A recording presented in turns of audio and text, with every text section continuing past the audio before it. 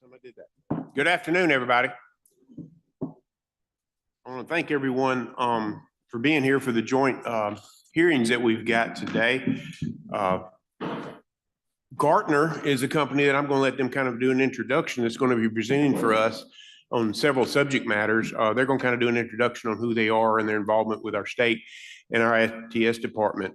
And then they're going to talk about kind of like the state of technology and business trends in government as they relate kind of what's going on across the nation. A little bit of conversation about cybersecurity in government and also about AI and what's going on and where we may be headed with that. And at the end of each of these topics, we'll pause and try to take questions from the committee if anybody has any. Madam Chair, do you have anything? Nothing. Okay. On behalf of Madam Chair and myself, again, welcome to this hearing. And with that being said, everybody's got this 55-page handout, which we will not be going through today. It is here. I actually looked at some of it. It's here if you want to look at it in the future. And as we go down the path of different topics and conversation, AI is a lot of the topic that's in there with a little policy conversation in the back of it. You may want to reflect on it in the future, or if you do, and as you do, please don't hesitate to come to myself or my counterpart in the House, and we'll figure out who to call to get you answers for the questions you may have, but or at least I will, if that's okay. Mr. Todd Kimbrell is, as I said, with Gartner, and I'm going to turn the floor over to him and let him just dive right in. We may have a couple of people joining from Zoom, so if we do have someone that has a question there, if y'all could just let me know. I don't want to omit them if they're out there. I know Senator Delano may be joining us that way, and other members of the committee may be doing that as well. With that being said, Mr. Kimbrell. There's a button on that. If you would push, this technology, what do you do?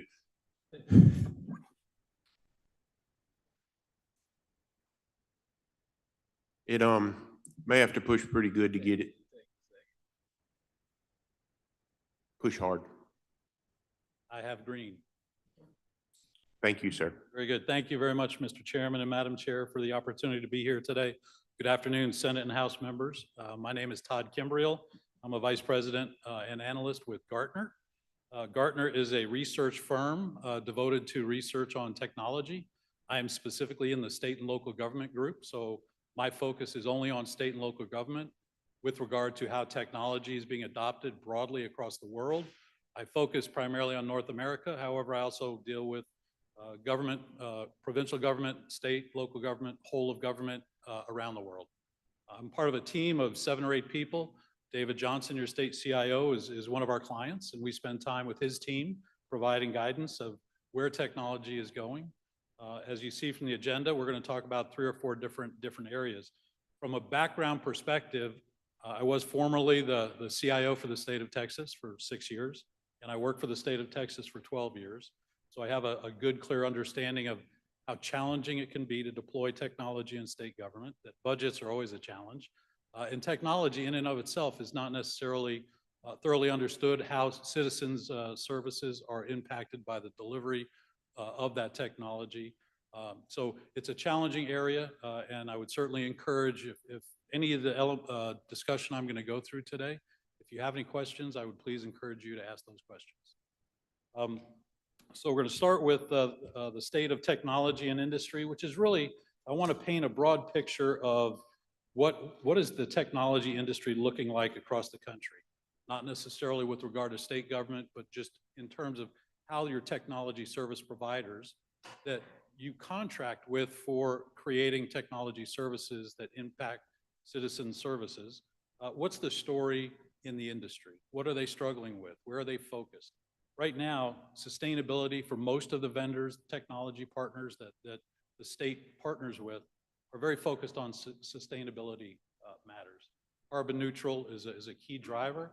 When you look at consuming data center services, for example, the measure of efficiency for a data center and all of the technology that runs out of that data center is usually measured by its energy efficiency. And the cost of running a data center is measured by how efficient it is in terms of the power that it consumes and uses. And so most of the industry, whether it's AWS, all of the cloud providers that you hear about in the news, Microsoft with their Azure cloud environment, the Google cloud environment, they're all very focused on really trying to get as carbon neutral as possible. They're also, I'm sure you've all heard about AI, artificial intelligence. Everybody in the vendor community is extremely focused on AI. And that is how AI is going to impact your consumption of their services and their products. Almost without exception, vendor are incorporating AI in the technology that they sell to state government and local government. Whether it's a cloud solution, whether it's a technology product that you deploy in your own data center and manage yourself, they're all very focused on incorporating AI into their product portfolios. AI, mostly we hear about it with regard to ChatGPT, which is that sort of, is called a Gen AI, meaning it's generative AI. It's an AI solution that explores language-based data in the public domain. Think of the internet. And ChatGPT goes out and looks at all of the data that's out there in the world and responds to a question. My stepson first started using it a year and a half ago in high school. That's how I learned about it. When people start using these products in their personal lives, it becomes imperative for state and local government because citizen expectations now drive the expectation of, well, if my son can use that to write an English paper in high school, why can't you use that to author a letter to speed up the service that I consume as a citizen? So all the vendors are broadly out there looking at AI. One example, I saw a demonstration of a case management solution. Almost every agency has some need for a case management solution. And a case is, think of a child welfare or child protective services case, where there's a reason to have somebody go out and investigate a situation, and they create a case. Now, sometimes it's in paper, sometimes it's on a platform or in some technology. That field worker will go out and investigate that case, and they will attach to that case a variety of different forms of documentation, whether it's pictures, videos, written notes. At the end of the case, that caseworker goes through and synthesizes that case down to a summary against which a decision is going to be made. I saw a demonstration of a product, that the case management solution, a platform, where they had incorporated Gen AI into that component of case management. So going through all of the evidence and synthesizing that evidence down into a single summary that summarized the case with a recommended resolution of that case. Now, imagine a scenario, and this is why vendors are working with AI right now. Imagine this scenario where it could take a field worker 3 or 4 days to go through and actually compile all of those various pieces of data together into a single summary against which a decision could be made. Gen AI can do that in 3 minutes. So the labor savings from a caseworker and how many more cases can a caseworker handle.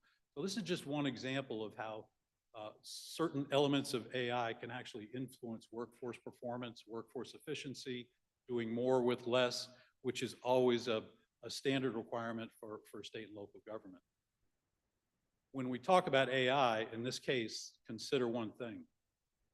When Gen AI produces an output, produces a summary of that case, there's something that Gen AI does that's called a hallucination. And a hallucination is when Gen AI goes through all of the data that it can see, and it reads all of that data, and it comes back very quickly, and it comes back with a recommendation.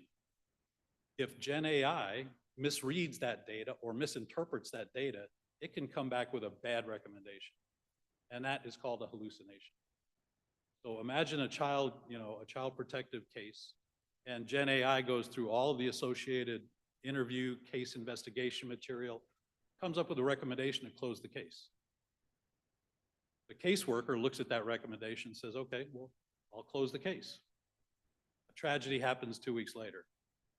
Where's the liability? Is it on the caseworker who followed the recommendation from the Gen AI product? Is it the vendor that provided that case management software that incorporated that Gen AI technology? Or is it the original manufacturer who created that Gen AI? Maybe it's ChatGPT. So when you think about AI, and we'll talk about this a little bit later on, that's some of the challenges that you have to deal with is how does it influence the liability associated with using that technology in particular? Another area that all vendors are focused on is cybersecurity. We'll touch on that in a little bit. It's always top of mind for state CIOs. NASCIO always does a top 10 CIO survey, and cybersecurity is always number one. It changes. The threat to state and local government changes daily. I can tell you in my experience with having cybersecurity responsibility, as your CIO does, for the state of Texas, we defended we stopped counting after we were defending in excess of 1 billion with a B intrusion attempts every day. We stopped counting after that. It was too expensive to create enough technology to store how many to just simply count. So our focus was always on prevention, protecting, detecting, understanding when an event was happening, and positioning ourselves to respond quickly. So all the vendors are really focused on cyber. One of the interesting things about the cyber market in particular is you have a lot of vendors that offer cyber products.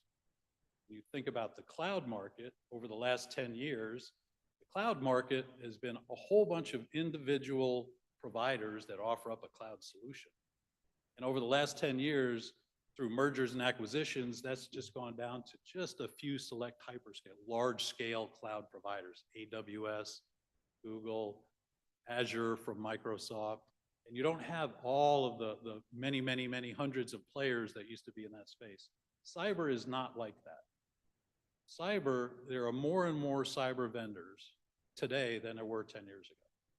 And so from a technology adoption perspective, you have greater choice, you have greater confusion, you have greater complexity, because each of these vendors is coming up with a specific solution to do a specific thing, protecting a specific circumstance, protecting a specific service, protecting a specific asset in a certain way.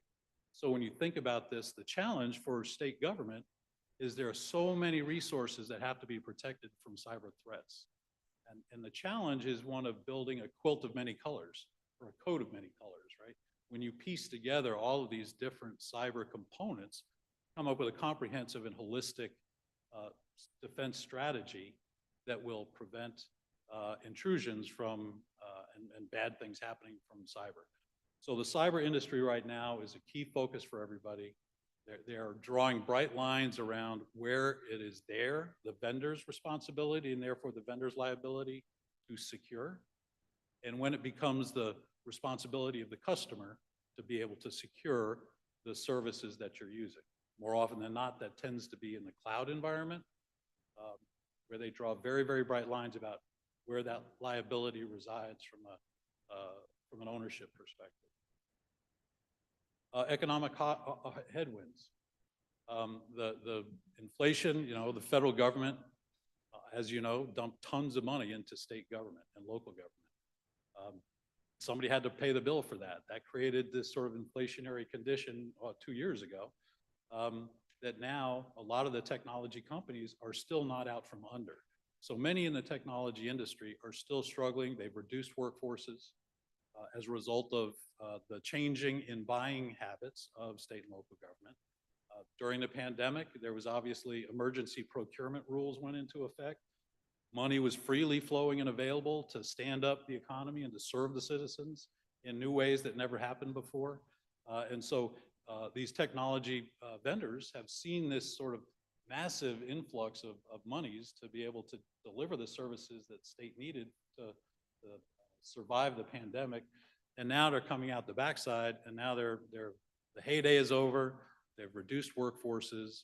They're doing less with more. So from a technology perspective, understanding the contracts and service agreements that you have from technology providers today, you need to make sure that they are delivering the service that you contracted for, because many of those cuts, we've seen this sort of globally, in many of the areas, the reduction in workforce has impacted the contractual obligation of many of the service providers to deliver the services that are under contract. So they've cut too deep in many cases. The economic headwinds actually influence different state and local governments as well. Globally, within North America, New York City, for example, is in a terrible budget condition. State of California, tens of billions of dollars in the hole. Mississippi is not in that condition, as I understand it. Congratulations. Um, Keep it that way. But those economic headwinds still are a reality. Uh, The good news is when the vendor community is looking at every dollar and they're looking at their margins, their profit margins, and they're seeing those whittle down, the good news is they become very aggressive at negotiating contracts and new deals. So as you're acquiring new technology, it creates an opportunity to better negotiate deals that are more in your favor and less in their favor because they want the money. So the economic headwinds are certainly something that can be advantageous for the state. The as-a-service model. So almost everybody delivering technology is moving to as-a-service. So when you think about that from a financial perspective, the days of making large capital investments, and as policymakers and you're making budget decisions about how much you're going to fund technology, the old model was buy a whole bunch of new equipment, so you make a capital investment once every 5 or 10 years, and then you depreciate that over time. That's not the as-a-service model. That's a CapEx model, capital expenditure model. The as-a-service model is shifting away to renting those services, not buying them. So you end up in a condition that you're paying rent every month for those technology services. Almost all the vendors have moved to this model. So it's going to be very difficult if you're in a CapEx budgeting environment to be able to shift to an OpEx or operating expenses model that all the vendor community is moving to. When you think about renting instead of owning, all of the examples you have in your own life apply. It's cheaper every month. You don't have to have that big bucket of money up front to acquire a service or a technology. And also it's easier to walk away from. So there are some distinct advantages to the as-a-service model, but this is absolutely something that all the vendor providers are moving towards. Prohibited products and supply chain. TikTok, Huawei, Kaspersky. There are technology products that are out there that have been developed in China and Russia, and some are very obvious. And so this is driving this need to for the vendor community. So state and local government have started adopting prohibited technology lists, where if it's a product that is known to be supported by the Chinese government, you're not going to allow that technology to be used by the agencies. So it's not unusual across North America to see those policies and those statutes being enacted.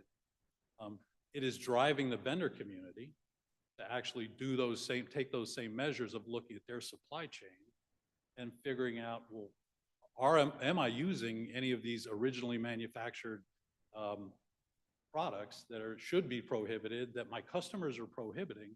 So now all of the vendors are reevaluating all of their supply chain, where they're getting all of the components that they use to build their technology, whatever it may be, and they are looking at that supply chain and changing their supply chain to deviate away from prohibited technologies.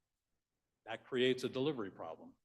So every market is sort of based on the traditional supply and demand. We saw that during the pandemic. I know I put an addition on my house and I had to pay double my budget for the lumber I needed to actually do the addition because of the pandemic, right? Supply and demand. The demand was high, supply was low, you pay more.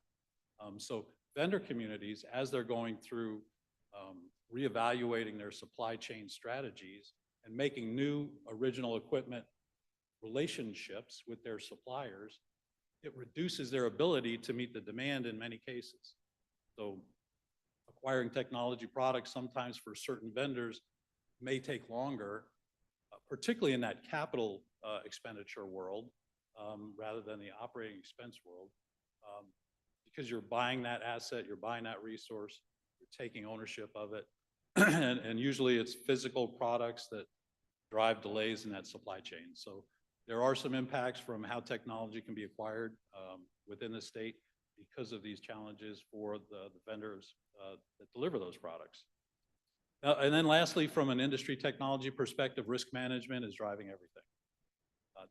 Did not used to be the case, but now technology vendors are all about risk management. It's no longer yes, we're going to do everything, whatever the customer wants, we're going to do it. It is now sort of some evaluation of risk. What's the probability of negative outcomes? What's the likelihood of positive outcomes? And they do a risk evaluation of almost everything they're doing now. This in a positive way, this really applies to cyber as well, and we'll talk about that in a little bit. The advantage is understanding that because they're adopting this risk management mentality, when you're negotiating a contract for a technology service, there are terms and conditions that the state requires every vendor to adhere to and to negotiate with the award of a contract, whether for hardware or service. In that process, if the state has a very firm and rigid stance on terms and conditions such as unlimited liability, the vendor community will now respond. In the past, they would say, I can't agree to unlimited liability. I'm selling you this box, this technology box that does something, and I'm selling it to you for $1,000, and I can't sign up for unlimited liability because I'm only making, I'm only selling it for $1,000. And yet many states have a rigidity around certain clauses. So if you have an unlimited liability now, what a lot of the vendor community are doing is they're applying a risk management approach to negotiating that particular term. And they will build in price to offset what they see as the risk to their business to accept that term. So we're seeing a growing adoption of risk management, particularly with regard to negotiating contracts. And particularly for state and local government, because there are a lot of provisions and terms and conditions that need to be in place for procuring those services to ensure integrity, safety, quality, and ultimately sustainability for delivering services to citizens. So generally, those are the trends that we're seeing from the technology providers, and that's kind of the world of what David has to deal with in terms of managing technology for the state and for the agencies that are his customers. I'd be happy to answer any questions or expound on any element of that if you want. Thank you. Thank you. I think that's a very great overview. We will pause for questions. Do any members of the committees have any questions? Yes, sir. Mr. Vice Chair. Thank you, Mr. Chairman. I realize this may be difficult without getting too technical, but could you provide a general definition for AI? What definition? I'm sorry. For AI. Artificial intelligence. So artificial intelligence is the ability for a machine to think like a human. It can take, there are several different forms of AI. AI has been, I mean, it's half of the pamphlet you have in front of you is all about the details of AI, but there are generally sort of 3 different forms of AI that we're seeing broadly contemplated. And I say contemplated because nobody is really adopting it yet in state government. And that's Gen AI, which is that generative AI, where an AI solution will go out, gather data, and then produce an outcome. It could be art. I've seen examples where there's art tech, Gen AI solutions out there where you can go in and go, paint me a picture of a sailboat in a desert, and boom, you get artwork that is a sailboat in a desert. So that's all considered Gen AI. I talked about some of the dangers before about child protective services and case management. Another example of a challenge perhaps with Gen AI in particular, Austria has a work employment Gen AI capability where citizens could go in if they were out of work and could type in a question, and that would lead them to employment opportunities within Austria. And one of my peers in my group, who's based in the UK, he actually found this solution, and he went in there and he put in a question that said, I am a male, just graduated with a technology degree. What job should I look for? And it came back with all of the things that you would normally expect to see.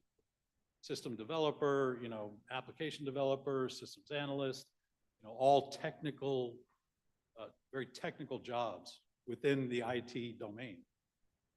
He then typed in exactly the same question, only he said, I'm a woman. And it came back with a completely different answer. The different answer was none of the technical aspects of it that you would normally associate with technology, but rather it was the softer side of technology, such as, well, you should look for jobs about sustainability and sort of society benefit of technology. And so it was a very, very different response. And I bring that up only to say bias is a key part of understanding Gen AI in particular. And bias is one that may be resident within the data that that particular Gen AI tool is going out and studying and absorbing to construct an answer. And that bias is in the data that's out there. It may not be intentional, but that's the reality of the risk of a Gen AI in particular. So AI, I'm sorry, did that answer the question? Yes, it did. Thank you. Any other questions? Do you want one, sir? Yes.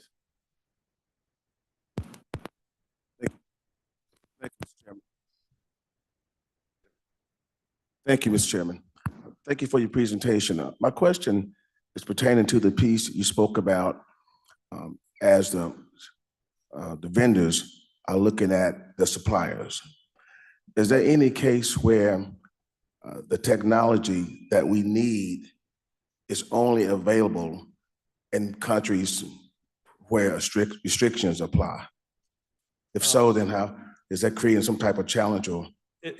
Yes, it has created challenges. So for example, almost all of the chip manufacturing was done in China. And the ability to embed certain government controllable elements in a chip that controlled by to communicate back to the Chinese government was certainly a concern. So a lot of the chip manufacturers are now building their manufacturing facilities in the US so they can control that. And that caused this supply challenge where certain types of technology could not be delivered to meet customer demand. So absolutely that was the case. Not so much the case anymore. It is starting to shift quite a bit away from that. That's a very good question. If I could maybe piggyback on that. Sorry, sir, give me just a moment. I was kind of phrased that as prohibitive legislation or reactive legislation that we're doing around the country. You know, I look at us as policymakers, as lawmakers, as our number one priority is public safety. So that's the reason that we're doing these things. Is there an analysis or study that kind of talks about some of the consequences if we just go crazy and prohibit everything that we see as a risk?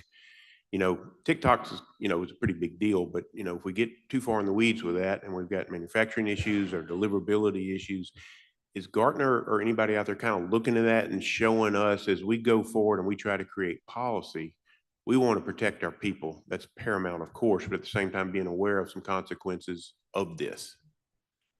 So we have a cyber group that's really focused on that particular issue. It's not the team that I'm a member of, and so we cross-pollinate. There's information So available. I can Great. get access to that information. I Great. can provide it to David and provide it to the committee. Thank you. I think the gentleman has a question. Thank you, Mr. Chair. So the older I get, the more I get like my parents when it comes to technology and say, we don't need it. So let's look at AI with students. You made a very good point. Students use AI to do their research papers. Now they can even take pictures of their math problems and it will automatically do it. So the problem with that is that a lot of professors are having is the students are not learning what they need to learn because they're using it for the wrong purpose intended. And when we talk about child protective services and we have social workers, we know that they're overworked. So my concern would be is if they're using AI, putting all of their notes in there, one of two things can happen. They can get bad recommendations. Number two, they can not work as hard and rely solely on AI to do their job for them. So what checkpoints do we have in place? What accountability measures can we put in place? And the last question is, can we design a piece where it checks the work that they're doing so that we still have that human touch? Because with child protective services, we need to make sure they know those cases like the back of their hands. So I would say that the state of the industry right now is that there are products that check the checker, if you will, that there are teachers in high school now adopted certain technologies, AI technologies that evaluate papers that students submit to see if they are a close fit to a Gen AI product. And if so, they challenge back to the students to say, nope, this is a ChatGPT developed document. It's not your own thought. You fail or, start over again. So there are, as these technologies start to get used, you start to see development of other technologies. space. So one of the things that the federal government talks about is constitutional AI. Not broadly adopted in technology yet, but constitutional AI is the concept of an AI solution that monitors other AI solutions to eliminate bad outcomes. So technologies are being developed to do that, but I think really from my experience, I would say that you cannot depend upon technology to accomplish those things. You have to depend upon governance and an appropriate set of programmatic controls to make sure that you have, key performance measures that track the performance of those caseworkers to make sure that they're not, if they inject a Gen AI capability in a case summary, one of the negative human behaviors that's being seen where people are doing it, not in state government, but where people are using it in commercial, is this rubber stamp syndrome, where it's like, well, ChatGPT said the answer is ABC, so I'm the, and the control is the human intervention, human oversight to make the final decision. But it's like, oh, there it is again. Yep, okay, ABC, good, good, good. It's they're not necessarily doing that intrinsic questioning of the result. So there is this sort of phenomenon of rubber stamp behavior by the human element, even though that human element was inserted to be the control point. So the governance is growing in this space of what are appropriate controls to make sure that that it is properly integrated within some type of a business environment to make sure that the outcomes are consistent. President Biden signed the executive order about AI, and one of the things that was in there is this sort of concept of doing just that, checking the checker, that you cannot just accept a Gen AI produced outcome on the merits of a Gen AI produced outcome. Did that answer? Thank you, gentlemen. Any other questions? Madam Chair. Thank you so much for being here. The thing that probably, if any of this kept me up at night, I think the thing that would keep me up at night is cyber attack. And you had specifically said that there are lots of vendors out there. Now, I'm not really quite sure what y'all do. So maybe just give me a brief overview of what you do, and do you suggest one vendor over another, and how best we can protect ourselves? So so Gartner is a technology research firm. So we do 80% of the revenue that Gartner gets worldwide is related to people like me that will go out and have sometimes a in-person briefing like this, and sometimes it's a phone briefing. And we write content. So I will have 300 calls a year with CIOs and state government, CIOs and local government, policymakers, and from those conversations, talking about the research that we've already compiled, using those conversations to drive new research. We'll send out surveys to CIOs and policymakers to find out what are the current trends, what are you focused about, what are you worried about. So from a research perspective, we're gathering from a lot of different sources data that we compile together without using Gen AI. And we compile it, we write it, and we publish that data and make it available to our clients. So it really is sort of, Gartner is a objective, neutral party. We don't prefer one technology over another technology. We don't prefer one vendor over another vendor. We provide a compilation of research that for example, from a vendor perspective, since you asked that question, one of the documents that we produce is a market guide. And that market guide is a study of all the vendors in a particular market space. So it could be, we have a market guide on all the cybersecurity vendors, and it rates them all in terms of what are their strengths and what are their weaknesses. We don't recommend one over the other, but we do these market guides to give our clients some idea of who's a strong player in the market for a particular product or service, why they're a strong player, what are their strengths, what are their weaknesses, and do that sort of a view of all of the vendors in a particular. So you do not necessarily, it's not like you you come into a state and you audit to see where we are vulnerable or anything like that. There are You vendors have- that do yeah, that. We don't do that. You do have vendors, or do you know of vendors that do that? Could we loosely say you're like a search engine in person? Pardon me? A search engine in person? Yes. A lot of information that you can kind of give to us. Not that you draw conclusions, you give us data that hopefully we will draw conclusions and our roles create policy around. Yeah, We're still kind of in the intro, right? We still got a little bit deeper dive in cyber and AI. I think we kind of mashed this all up together, but I've got just another question or two about a couple things you talked about that I think are something important for us to, we're going to be thinking about it sometime. As a service model, when you talked about that, procurement is something that we're all talking about. And the way I've kind of wrapped my mind around that is we've got a model right now where we're procuring widgets, whatever it is. It's hardware. We've gone out and procured an AS400 and we put it in an agency or as of late, maybe a data center or something. As we move forward, we won't be spending $10 million on an AS400. We'll be spending a monthly fee on service, which is cloud-based, and that's where we go. I think we need to look as policymakers as we go forward is, we've got 200 and some odd agencies, a lot of them with hardware that's out there, and helping them understand the future is not the past. We've got to move forward to cloud-based technology. And where we need work to do, I think, as policymakers around, and this is where my question comes, is as a service model. We've got to redefine the way we do procurement. We've got to get away from the widget model, at least in this universe, so we can be more agile with that and just wrap our minds around a new way of doing that. And that's a lot easier said than done. Do y'all have data that speaks to that or a path forward on how to do that? Have people done it and implemented it, as we go down this path? I think AI we'll talk about it a little bit more. We're trying to wrap our minds around it before we try to wrap policy around it. The procurement process is much the same. I think that we've got to figure out we're procuring it a different thing.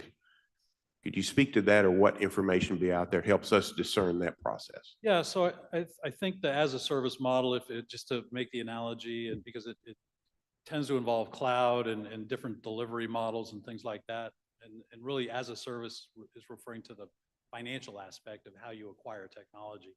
So imagine, you have refrigerators in your kitchen, I'm going to talk about shelf life. So I want to make the analogy to a refrigerator. You buy a fridge, how long is it good for in your kitchen? It's good for, 10 years. Or a hot water heater, right? Because like I've had a fridge for more than its shelf life, but a hot water heater is good for about 13 years. After 13 years, it blows up, you get water on the floor. So I would say that shelf life for a hot water heater is 13 years. Shelf life for a computing asset, like a server or like an AS400, which is older technology, but still in use. Typically that shelf life is about 7 years, 5 to 7 years at the most. And then you have to replace it. The challenge with technology is it's still working. It's not broken. It's end of life. You can't get support for it, but it's probably still delivering a service and it hasn't failed so that you have to take action. So the way to make that shift into procuring things differently is knowing what that refresh cycle is, having a plan, and pretty much every agency knows how old their technology is. They know when it should be replaced. And so having a refresh plan that shows you the moment in time when those assets are fully depreciated is the moment in time when it's the least cost to the government to shift over to an as-a-service model, an OpEx model. And typically, this doesn't happen over one budget cycle. So the engagement is to have that discussion of here's what the state's refresh cycle looks like. Here's what the CapEx obligations are going to be over the next 3 budget cycles. And here's the moment in time where we can start budgeting differently and start shifting, not a spike on CapEx, but rather defer that into a more predictable, stable budget environment, which is that as a service model. So it doesn't happen, it's like turning a battleship. Doesn't happen overnight. It takes planning. It takes understanding exactly what is the age of your technology to know when is the right moment, the best, most optimum time to move. Thank you for that. And I don't get too far in the weeds because we'll be here dark if we're not careful, but made me think of something. As we look at the as to service model, if we could snap our fingers and we say the state of Mississippi, all legacy, old stuff that we've got that's hardware, boom, now we're in the cloud. Will that be the dollars we have spent traditionally versus the dollars we'll spend going forward, will it be more or less? Can you answer that? I don't know the answer to that. You know, we spend Yeah, $500 million a year on hardware upgrades. Now we're going to an as a service model. Will we spend more or less? absolutely. So the answer is you'll spend less, but in time. So as you transition from the CapEx model to the OpEx model, or you transition from computing in your data center to cloud environment, that shift is going to be a little more expensive while you're doing that transition, because the system you're replacing is still running in one environment and you're standing up a new system to replace that in the new environment. So now you've got that system twice. Right. So this concept of transition, the cloud marketing teams are very effective at what they do. Come to the cloud, it's cheaper, it's faster, it's more secure. Well, it's not always true. So, you know, when you do these transitions, it does get a little more costly initially, but your cost savings in the long run, particularly from a cost avoidance perspective, you can save anywhere from 10 to 40% is about the average. Okay, that's good to know. But you have to be smart about it. You can't just do it. So for example, when you go at home and you all have electric in your houses, you turn all the lights on, and what's your electric bill look like at the end of the month? With everything turned on in the house, pretty high. So what do you do to manage that bill? Turn things off. Same thing in the cloud. You have resources in the cloud. If you're turning them up and you're using them, the meter is running, you're paying the bill.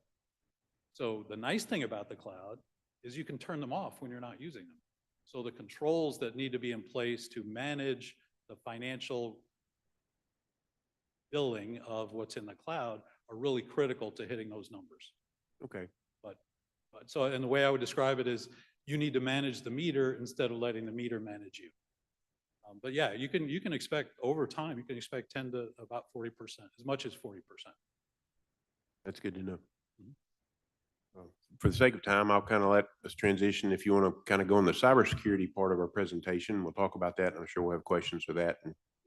Sure, yeah. So we can talk about cybersecurity. So cybersecurity in state government, as I said before, #1 priority for all states. Has been an ASIO top 10 priority, #1 for years.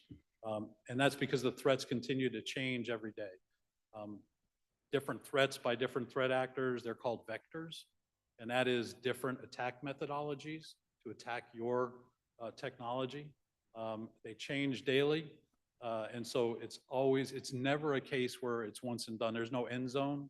You can't say we're there. We have everything we need and we're going to stop spending on cyber. Never happened. Spending on cyber, focused on cyber is now a way of life, particularly in government technology, because governments are such a target. For a variety of reasons, as you know, political reasons, non-political reasons, doesn't matter. Governments, state and local governments are a target. So it is absolutely a #1, and it should be a top priority. One of our studies reflected a global study in terms of investing in cybersecurity from a headcount perspective.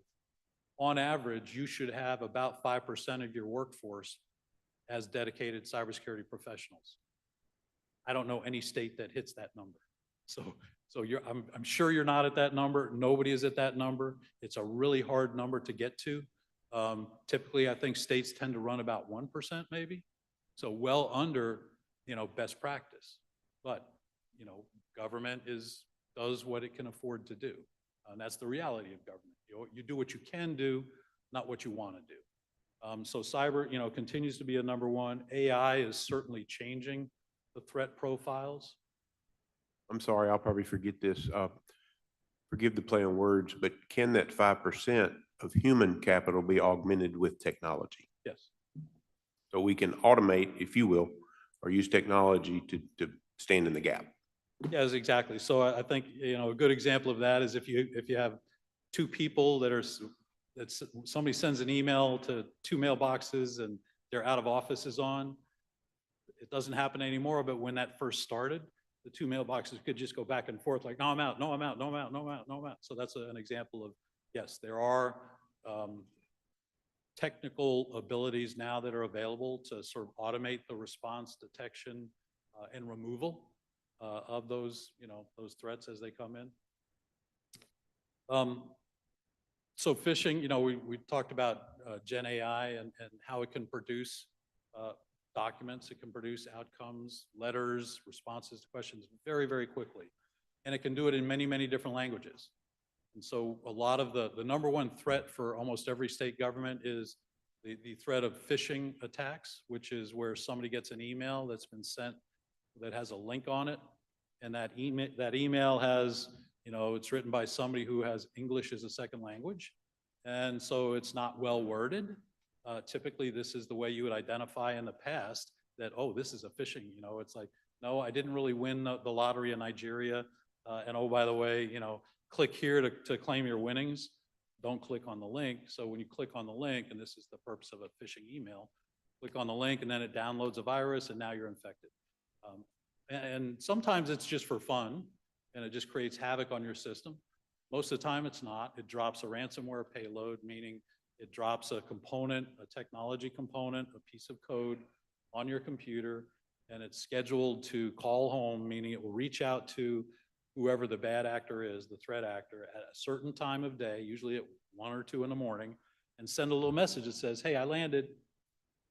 And then it will be set on a timer, and then at some point in time, they may crawl your system, meaning they could go in and interrogate that system, or just launch the attack at a certain time, and all of a sudden, nothing works, and you get a message on the screen that says, you must pay me 2 million Bitcoin in order to free up your resources. So phishing is the most common strategy to deploy ransomware and deploy threat malware on computing devices. So, educating the staff, educating, our parents, our grandparents, educating people about how to avoid falling into a phishing trap is one of the one of the most effective cybersecurity strategies you can actually, implement. It's education. Gen AI, sorry, I went a little far afield on that one. Gen AI is now producing phishing emails. You cannot see the difference between a Gen AI produced phishing email and one that is a real email. So you really have to be super cognizant of what am I doing in my life? Why am I getting this email? And is it from a trusted source that I can click on this link or not? So AI is absolutely, and it can do it at scale. So it's not just sending out one to, like, spear phishing is when somebody says, I'm going to send it to the chairman. And very specific about something relative to the chairman, as opposed to doing it at scale, which is really just phishing. Meaning I'm going to send it out to 1 million people in the hopes that maybe 2 or 3 people will click on it. So AI is absolutely changing the threat vectors.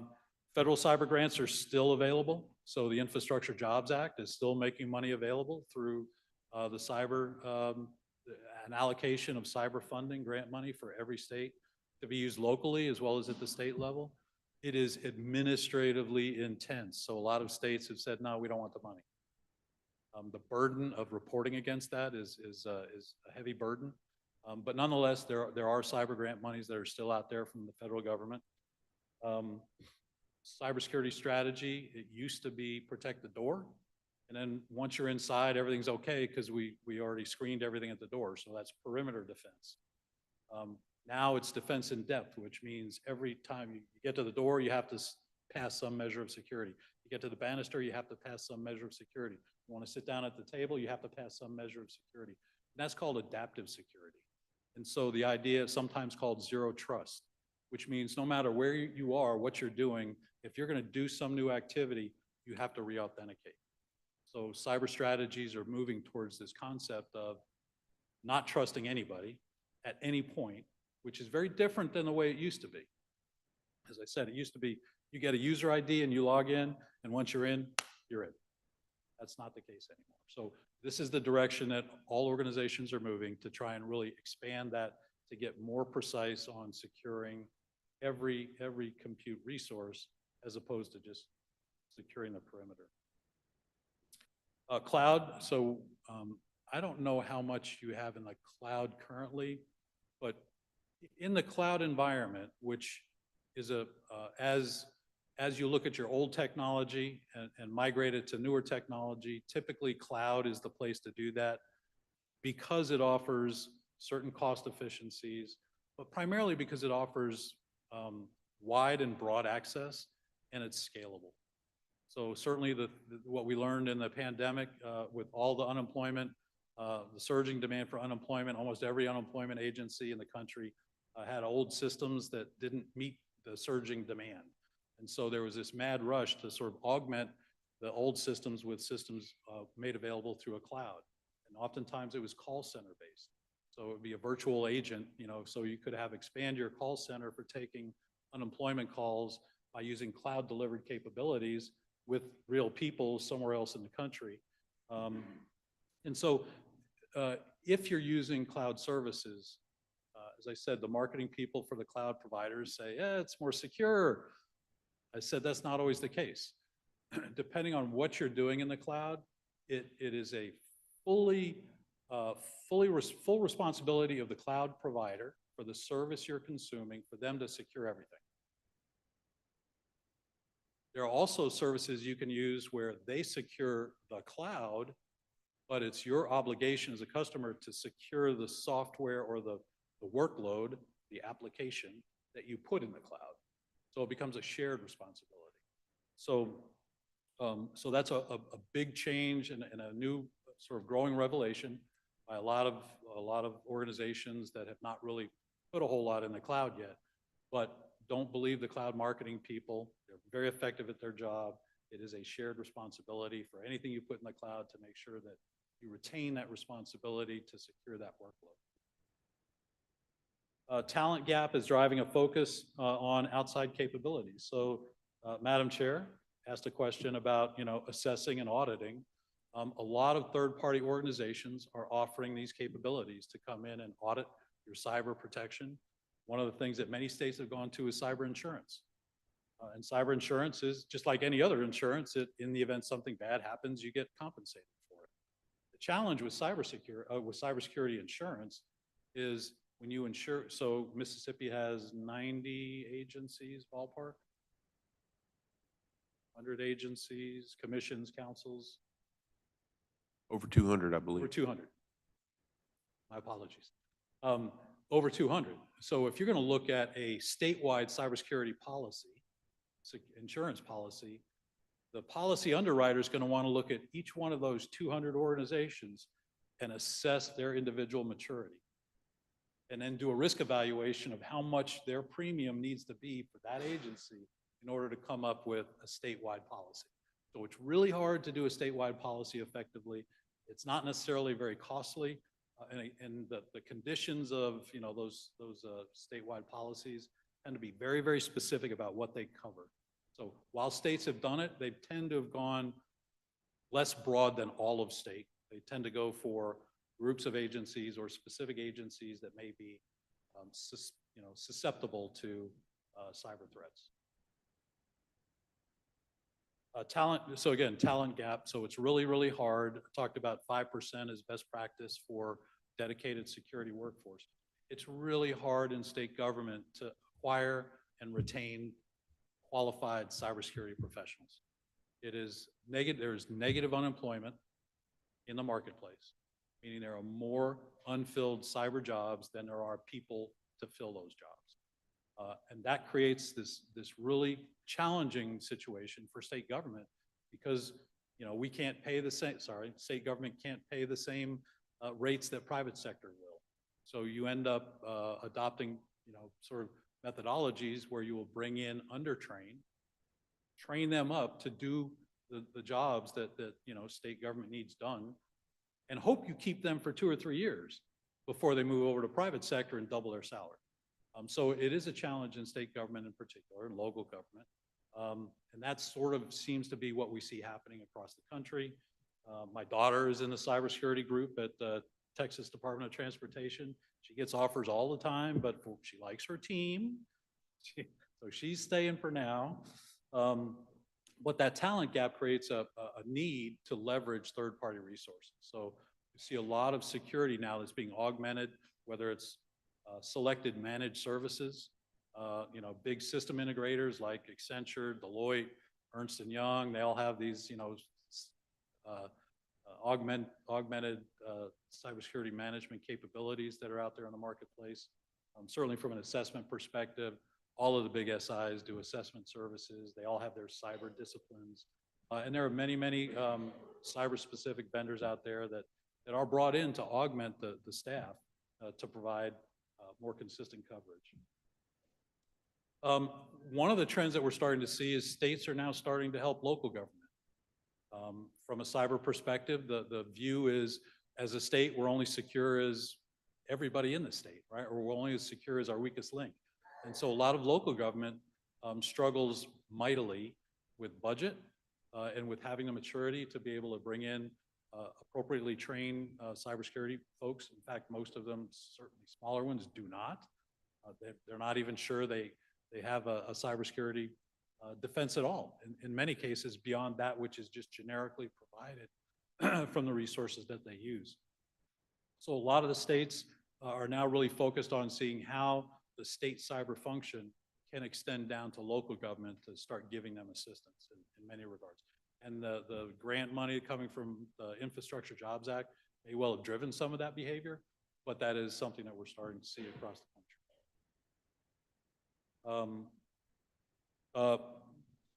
Most states outsource their cybersecurity operations center function, so SOC. The SOC, a cyber SOC, is where all of the things that you do with a computer, you punch in stuff on a keyboard, travels through the network, and the SOC is the group of people where they're sitting there looking with their eyes on glass, watching that traffic, and they're looking for indicators and alarms of that's a virus signature. That's something that looks like bad traffic.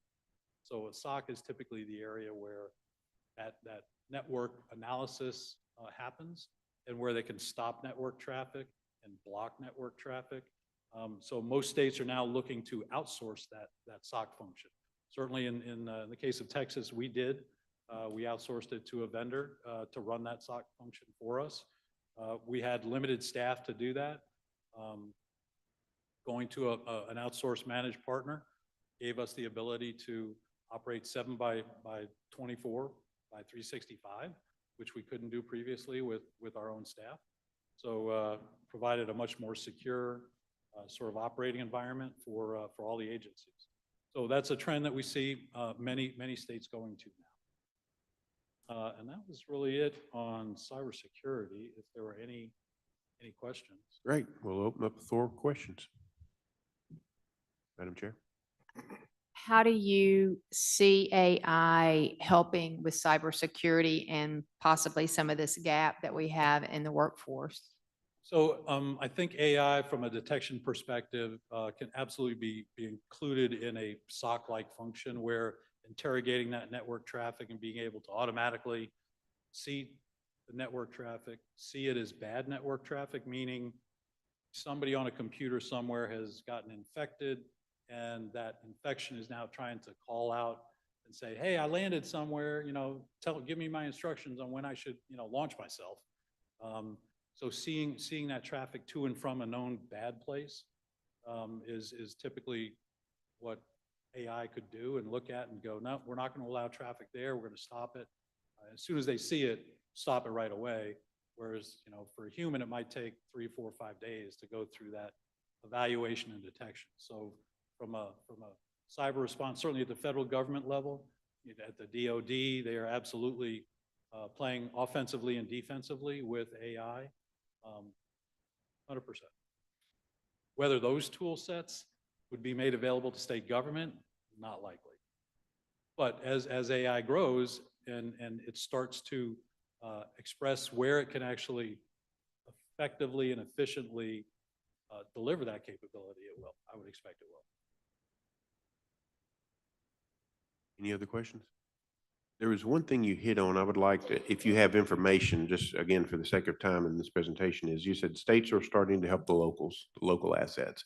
If there's a best practice or some analysis or data you've gotten there, as we mentioned prior to, that's a big conversation point that we have. We want to do that as effectively as we can. I'll pull that. Thank you. Well, if we've got no other questions on cyber, we'll transition into AI, which we've already hit on in some respects. All right. AI landscape, so artificial intelligence. I did a look at, you know, sort of which states have passed legislation, which states have not enacted legislation, but filed legislation. And, you know, Mississippi and your neighboring states, you're not alone. You haven't passed legislation yet on AI. 18 states have. I think 28 or so states have submitted some type of legislation that has not necessarily made it through. 18 states have enacted something. I would characterize that across the country, the focus on AI is understand it. It's about oversight. It's about going slow. Nobody is really running forward with AI projects, AI-based projects. So all of the focus right now, certainly for the 18 states that have produced legislation, give you the example of Texas, passed legislation last session that required a joint committee, Senate and House, to go ahead and study how AI is being consumed by state agencies. And so that starts with using the technology, the Texas version of ITS, to compile an inventory of what are all the agencies doing in terms of AI pilots or introducing AI through the services or products that they've acquired.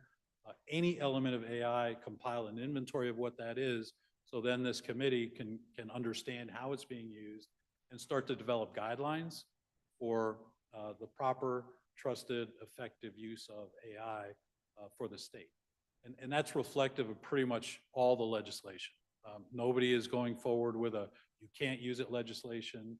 It's all very much focused on let's take it slow. Let's be very focused on ethical use of data. Let's be very focused on impact to citizens. And it's all generally tends to be very oversight driven right now. So that's sort of the state of legislation.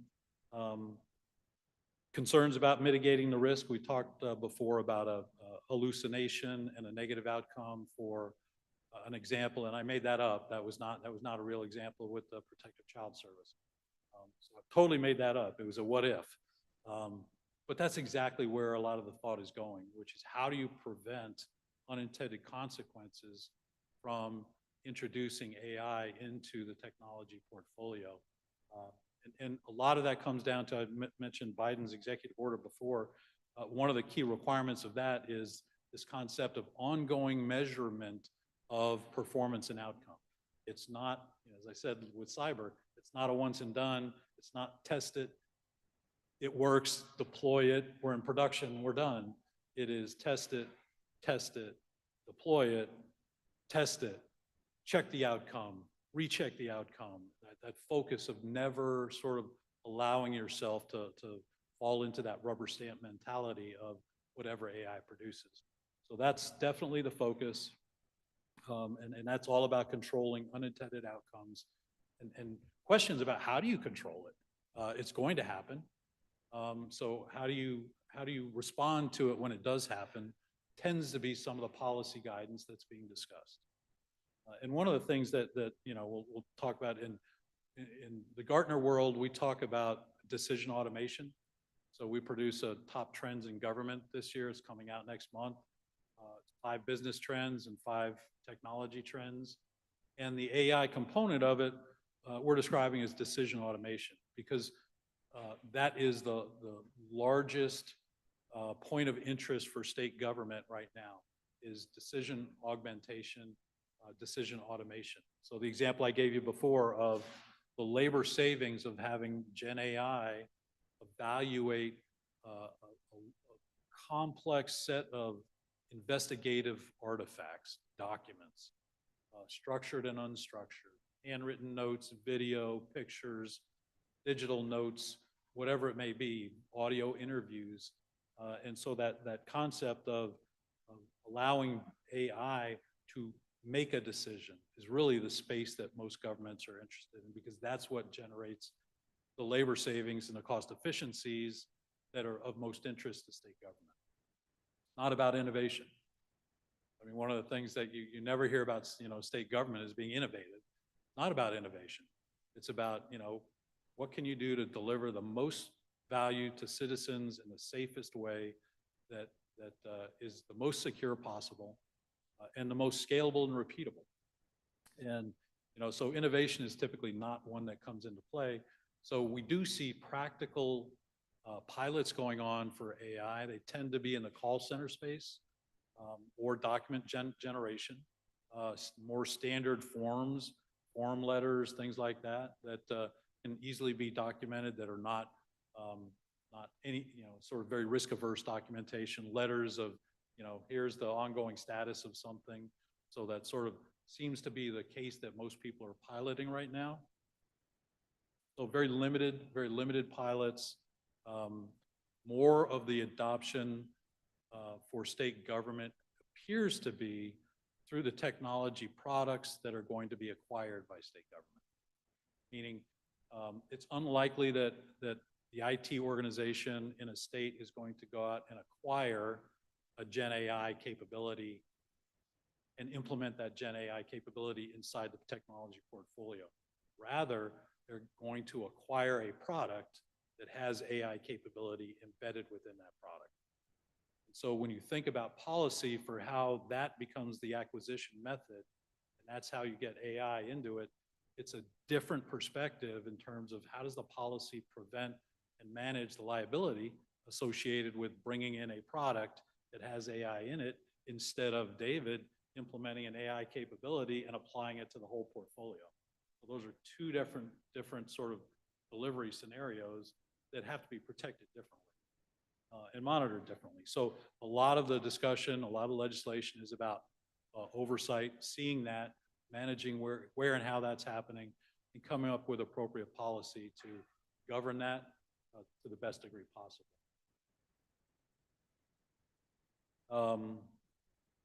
Workforce impact, there is certainly a view. Some states are, we want to be a big government. Some states are, we want to be a small government. The reality of workforce challenges really is a result of the pandemic, largely, of, you know, state workers traditionally having to be butt in chair in the office, then the pandemic, and now everybody's working from home, and guess what? Everybody likes working from home. Nobody, and every study proves it's, you know, they're more productive working from home, more effective. There are always exceptions to that rule, but largely the workforce has embraced the concept of work from home. So most states have gone to a hybrid model where it's not come back in the office 5 days a week, but rather a hybrid model that's be in the office 2 days a week. That seems to be where everybody is settling. But the initial, after the pandemic, of go back to everybody in the office 5 days a week, caused workforce challenges where a lot of the workforce left, went to private sector. I heard a story of had a conversation with our Texas Health and Human Services commissioner about an interview that they were doing with a new prospect. And the first question out of the prospect's mouth was, well, can I work from home? First question before the interview started. And the commissioner said, no, we work in the office. Okay, thanks, not interested, sorry. I mean, there was no interview, literally just killed it and walked out. So, no, the workforce challenges are extraordinary. And so AI is being looked at as potentially a way to fill that gap. Can you deploy AI products that will create efficiencies and automate manual task workers so that those task workers don't need to be in the workforce? And I would say that our research suggests that it is not replacing the workforce. It is replacing unfilled jobs primarily, that you can't get people that don't want to do it. And they tend to be repetitive task worker type functions that are more easily solved with an automated solution like a RPA, robotic process automation, leveraging some AI to solve those previously manual tasks. But then also sort of considering this hybrid workforce where it's part machine and part human, and where it does create an opportunity to replace a human in the workforce. What it really creates is an opportunity to upskill and reskill that person into new, more knowledge worker-based service and less task-based service. So that's sort of the approach that we're broadly seeing across the country, is one of looking at AI to see if it can augment the workforce, not replace the workforce, and see if it's a reskilling opportunity to be able to take existing workforce and upskill them to make them more of a knowledge worker and less of a task worker. Certainly from a development perspective, one of the areas that Microsoft offers now, a product called Copilot, and there are quite a few in the larger deck in your packs, the 45 pages that we're not going to talk about. There is a list of all the vendors that have products in different AI categories. So you have that detail in there to please take a look at. You'll see that there are a lot of products out there that have a lot of AI capability. One of them that we see as being likely to be adopted by state government is the ability to automatically write code. And so, that is a space where as development styles and methodologies have evolved over the last 30 years, I don't want to give you a history and software development life cycle, but it used to be you had to write really, everything had to be written. And through what they call generational languages, so we're in 4th or 5th generation language, where a lot of the basic components, think of programming like Legos, where it used to be you had to build each Lego, and then you had to put the Legos together. Now, all the Legos are already pre-built. You just go, well, I need that, and put it here, and I need that, and put it here. So this concept of sort of automated functions to be able to put together a program that delivers a service, a citizen service or a business outcome is really where development is now. And so AI has the ability to automate that process even further. So we're starting to see, development being replaced by a lot of AI capabilities by major vendors.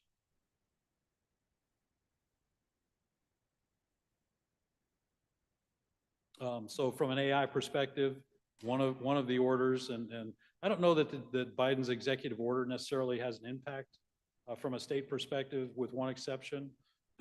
So it required NIST, and NIST is the National Institute of Standards and Technology. And that is generally the body that state government goes to establish the set of cybersecurity controls that you adhere to. So there's a framework of best practice. NIST provides this framework. Most states align with the NIST standard for cybersecurity. And the executive order required NIST to stand up the US AI Institute. And so this institute has now been put together under NIST. And it is made up of about 200 members now. Higher ed, the vendor community is well represented. There's only 2 states that are represented on that institute right now. That's California and Kansas. But that's certainly something that you should be interested in monitoring. What is it that they're going to do?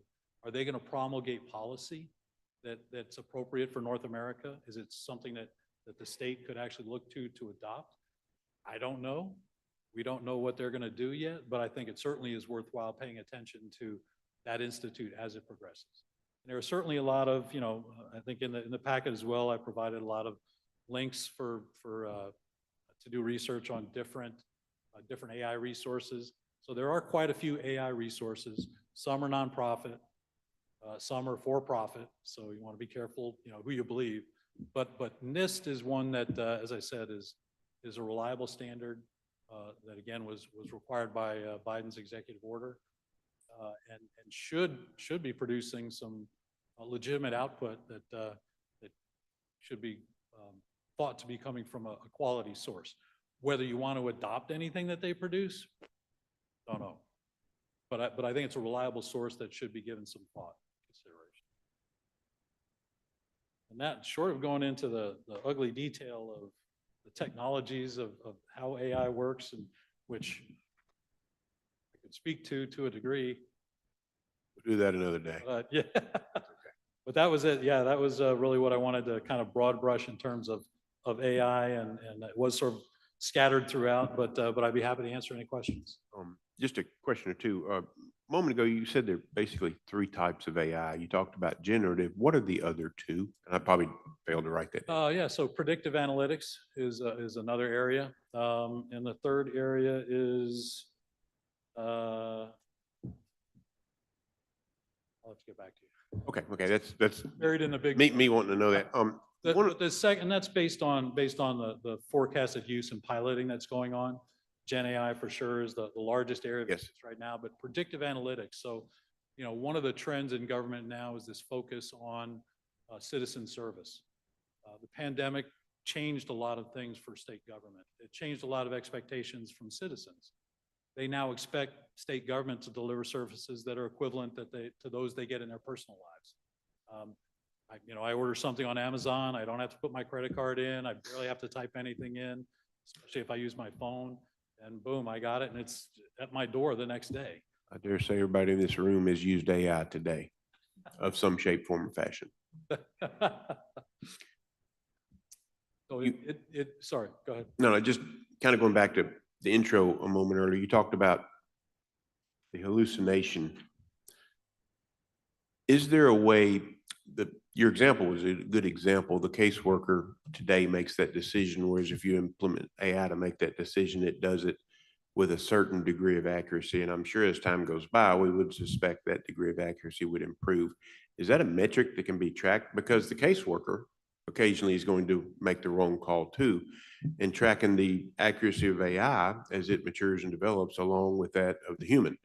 And the time it becomes more accurate, would that be the implementation time? Or is there a way to kind of see, as we're in the infancy of some of this AI technology and adopting it, at what point, and I know this is I looked at this where you got it along the growth chart, if you will, of where we're looking at implementing. No, it's absolutely, it is definitely in the infancy right now. As I said, there's a lot that is yet to be written about how AI is going to impact state government.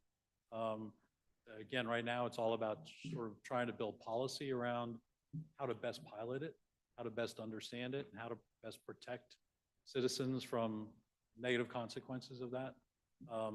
It's too early to say exactly. Yes, it is. Any questions? Yes, sir. Thank you, Mr. Chairman.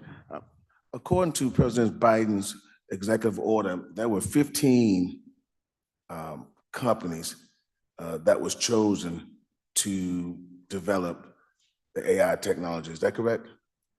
Ballpark, I don't remember exactly, but I'll say yes. So are those the ones that you've been referring to during your presentation?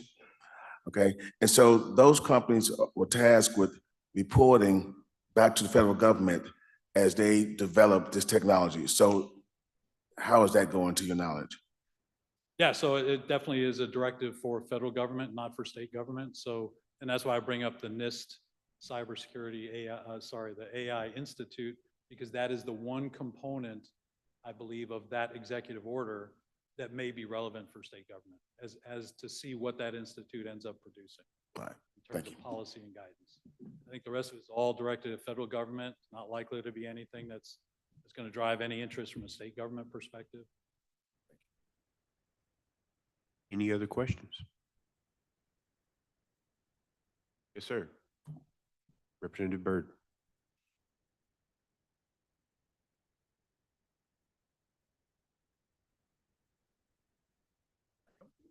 I was pressing off instead of on.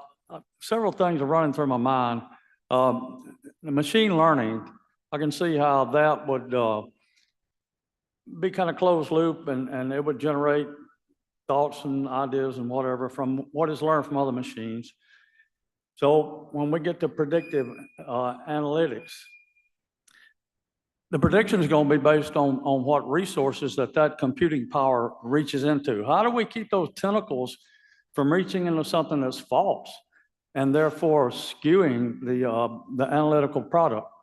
That is absolutely the challenge. So machine learning tends to be more locally controlled as opposed to what the ChatGPT is what they would technically call a large language modeling solution, meaning it's going out to vast amounts of data at scale. Yeah.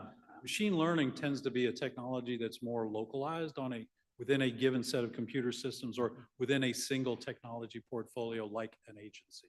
So it has controlled access to the data that's available to it. The challenge there is not so much controlling the perimeter within which it is bound. The challenge there is, I talked about bias before. The challenge with machine learning is bias, and it's oftentimes it's unintended bias, but it's bias that's resident within the data that it actually has access to. So for example, the example I used with the Austrian workforce AI solution that came back and said, with the difference between a man and a woman, and you get two different answers, even though it's exactly the same question. And that goes to the bias that's inherent within data. It's not intentional to be there, but it is reflective of society at large. And so that's the area where I think machine learning is going to be an area where you really have to pay close attention. Because it goes to the data you have. Yeah, those data sets that it accesses are going to be, well, they're going to be furnished by somebody, by a human to start with. And so it could be resourcing biased data to start with, and therefore the end result, the product's going to be biased. So I'm just wondering, you know, that's a huge challenge. Well, sometimes it can be good. Sometimes it can reflect the context of a particular society, of a particular agency, of a particular, you know, function within the state. But oftentimes it's the unintended bias that is So the we're negative totally out consequence. of the box thinking here. Exactly, yes. So, and by the way, I would say that artificial intelligence has been around since the 60s. So it's not new. What has driven this new focus on it now is ChatGPT, because again, it got injected in our personal lives. Kids using it in, you know, middle school and high school. It's now a part of every conversation of AI this, AI that. What ChatGPT did is it took artificial intelligence from the early days and moved it into an incredibly thoughtful process that learns really quick at scale. And that's the difference. You know, it used to be there was a Watson from IBM in the 90s, and there was a Watson played chess with a chess master and beat, you know, it was a tie the first match and then beat him every time after that. And so when you look at the early efforts of artificial intelligence, it was really automated intelligence, and it was just a lot of coding of a lot of specific prescribed things and events that then could be pulled together in fast and to answer a particular question or a particular move on a chessboard. So the concept of AI has been around for a long time, but again, in the last 3 years, it's really exponentially grown as a result of this ChatGPT phenomenon, which is, again, the technology definition of that is large language modeling, which is going out and traversing enormous amounts of data and being able to pull that back and recapitulate that into a natural language response. And that's the difference. One more. Yes, sir. How do you perceive government getting in the way of this moving forward and having great progress in this area? From a personal perspective, I don't see government getting in the way at all. I mean, I think that the data that we're seeing is the right approach, which is low and slow. There's not a whole lot of evidence that any agency is out there trying to jam technology in and make it happen. And, you know, I think everybody is really taking a very measured approach, which is the right thing to do because it's such a new sector of the technology industry. There are far more questions than there are answers right now. Yeah. So I think having solid policy and guardrails sets the stage for adoption. Okay. In about 1956, a huge, large IBM mainframe was being transported in Taiwan. And it was on an ox cart. The most modern technology was being delivered on a two-wheel ox cart. You know why? Because the government had set the speed limit at a slower rate than an ox cart could go. They wanted to get it there fast. So they would have broken the law, had to put it on a truck. So they just put it on an ox cart and went. That's a great illustration of how government can get in the way. So thank you. To kind of speak to the government getting in the way, I think we need to be careful and not do reactive legislation. We'll have events that occur. We need to make sure we vet the legislation that we look at. And the representative's point, y'all's point, I think that's the challenge that we have as policymakers as we go forward in these spaces is we have to come alongside industry, and maybe we've got to help industry put guardrails on at time. I think that we're dealing with that with some other legislation where industry, I think, has good hearts and tries to be good stewards, but we've got to have a cohesive relationship. And as technology is developed, let's not do it too quick. Let's not do it too late. We want to protect our people. I think we all have that intent on both sides. But that's the challenge, I think, we as the technology committees to kind of develop that policy recommendations for the whole body here in the state of Mississippi. So I think that's really there. Just a point of clarity, I think the artificial intelligence being invented in 1954, I'm pretty sure it's been around since mankind's been around, but I'm not too sure about that. Well, I would add one point of clarity. I think almost all the legislation that's passed and is in process is not being prescriptive.